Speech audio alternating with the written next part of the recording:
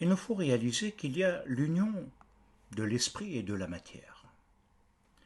Le conscient et l'inconscient, si on le développait dans des notions beaucoup plus approfondies, on y découvrirait des choses extraordinaires. Et c'est ce qui constitue finalement l'un des mystères dans Bereshit. Alors si on le lit, et si on le prend en hébreu, il nous dit Bereshit bara Elohim et hashamayim ve'et haaretz hayeta tohu vabohu ve'rosher al pene te'om ve'ruach Elohim merachepet al pne hamayim.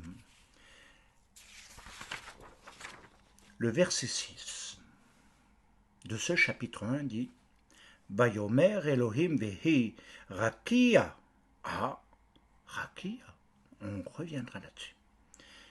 Vayomer Elohim vehi rakia betor amayim vehi mavedil ben mayim lamayim. Par la séparation des eaux, Dieu a créé l'espace ou formé un espace vide. Oh, mais vous me direz, je n'ai jamais entendu ça, monsieur. Je vous l'accorde. Revenons davantage et analysons. Quand Dieu a créé cette séparation des eaux d'en haut et des eaux d'en bas, et elle l'a appelé cieux et terre, entre les deux, il y a quoi? Dieu a créé un espace, ce qu'on appelle l'espace. Extraordinaire. Et cet espace, ou un espace vide, est utilisé ici dans le verset 6, rakia. Rakia. Alors, rien que là, nous pourrions passer un temps phénoménal. Mais comme nous devons avancer et en même temps approfondir, il nous faut développer un peu. Alors il y a dans ces passages des points qui sont troublants. Nous voyons que ce qui constitue pour moi l'interrogation du mystère, pourquoi j'en suis arrivé là? Bien parce qu'à un moment donné, je me suis rendu compte que l'eau est présente, que la Ruach est présente au-dessus, mais ce qui est intéressant et qu'il nous faut voir maintenant, c'est que il y avait une terre informe et vide. C'est le verset que nous avons lu en premier. Et qu'il y avait des ténèbres à la surface, mais plus exactement sur la face de l'abîme. Hein, pas sur la surface, on ne comprend pas, mais sur la face de l'abîme. C'est ce qui constitue pour moi le mystère. Parce que nous voyons bien que la Ruach, le souffle divin, l'esprit du Messie, était au-dessus des eaux. Était au-dessus des eaux. Mais également qu'en bas, c'était la face de l'abîme. Oh. C'était l'informe et le vide, le tohu vabohu. Alors la combinaison dans la création, c'est que l'eau et la terre ont été fécondées par la Ruach. Oh, par le souffle.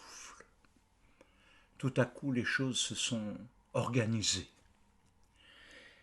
Et de même, nous allons retrouver au travers de cela le deuxième niveau de ce mystère qui nous interroge, qui est celui de la création de l'homme. Maintenant, on peut dire, au 5e jour, tout est fait, et puis au 6e jour, Dieu va façonner. Il va façonner l'homme en le prenant du sol, donc le sec, mais il va lui insuffler la joie, le souffle.